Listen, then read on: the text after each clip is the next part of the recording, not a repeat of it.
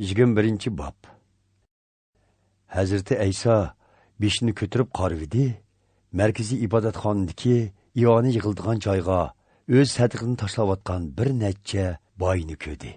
U yana bir namrat tul ayolningmi ikkili tangini tashlayotganligini ko'rib, bilib qo'yinglarki, bu namrat tul ayolning iyonisi Xudoning nazarida hammaylarninkidan ko'p. Chunki boshqalar o'zlarining oshqan boyliklaridan iona qildi. Lekin bu ayol namrat turuqliq, o'zining barliq tirikchilik qildig'ini iona qildi, dedi. Shogirdlardan ba'zilari markaziy ibodatxonaning nafs tashlar va Xudoga atalgan narsalar bilan bezalganligi to'g'risida so'zlashyotdi. Hazrati Ayso: shundoq bir vaqt keladi-ki, sizlar bu yerda ko'rayotgan hamma narsa gumron qilindi. Hatto bir tal ul teshimi joyida qoldirilmaydi, dedi. Ular Hazrati Aysodan: ustoz, bu deganlaringiz qachon yuz berdi? Bularning yuz berdiganligini bildiradigan qanday bishorat bo'ladi? deb so'radi. Hazrati Ayso mundaq dedi: ozdirilib ketishdan hoşyar bo'linglar. Chunki nurg'un kishilar mening nomimni setib, qutqizg'uvchi Masih men bo'laman va qiyomat kuni yaqinlab qoldi, deydi. Sizlar undaq kishilarga agashmanglar. Urush va to'plarning tivishini anglagan vaqtinglardimi qo'rqib ketmanglar. Chunki bu ishlarning dastlabki yuz berishi muqarrar. Lekin bu zaman oxiri yetib keldi deganlik emas. Hazrati Ayso so'zini davomlashtirib yana mundaq dedi: bir millat yana bir millat bilan urush qiladi. Bir davlat yana bir davlatga hujum qiladi. Shiddatli tavrashlar, ocharchiliklar yuz beradi. Yuqumliq kasallar tarqiladi va osmonda qo'rqinchli alomatlar ko'rinadi. Biroq bu voqealar yuz berishdan ilgari sizlar tutqun qilinib, ziyonkashlikka uchraysizlar. Kishilar sizlarni ibodatxonalarning so'roq qilishiga topshirdi, zindonlarga tashlaydi. Menga ishonganliginglar uchun sizlarni podsho va valiylarning oldiga elib bordi. Mana bu sizlarning ularning oldida mening guvohchilarim bo'lish fursatinglardir. Shunga ularning savol so'roqlariga qanday javob berish to'g'risida oldin ola bosh qotirib ketmanglar. Chunki men sizlarga dushmanlaringlar qarshi chiqolmagudek va rad qilolmagudek so'z qobiliyati va aql farosat ato qilaman. Sizlar ziyonkashlikka uchragan vaqtda ota-ona, aka-uka, urug' tuqqan, yor birodarlaringlarmi sizlarga xoinlik qiladi. Oranglardagi ba'zi kishilarmi o'ltirildi. Menga ishonganliginglar uchun hamma odam sizlarga o'chmanlik qiladi. Holbuki ular bir tal chechinglarmi cheqilolmaydi. Chidamliq bo'g'ninglarda mangulik hayotga erishsizlar.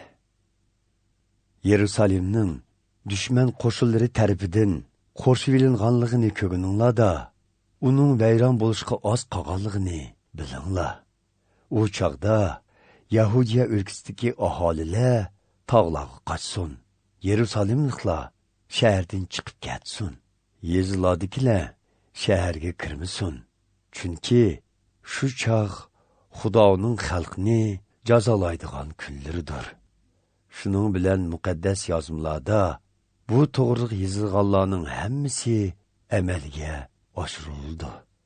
U kunlarda qichishi afsus bo'lgan homildor ayollar va bola imtigan onalarning holiga voy. Chunki bu yerdagi kishilarga og'ir ofat keladi. Ular Xudoning g'azabiga uchrab, qilish ostida o'ladi yoki tutqun qilinib, chet davlatlarga haydaladi. Xudoning Yahudi emaslarga belgilab bergan vaqti to'shqicha, ular Yerusalimni oyoq osti qiladi. Men kelishdim burun, quyosh, oy, yulduzlar g'ayri tus oladi.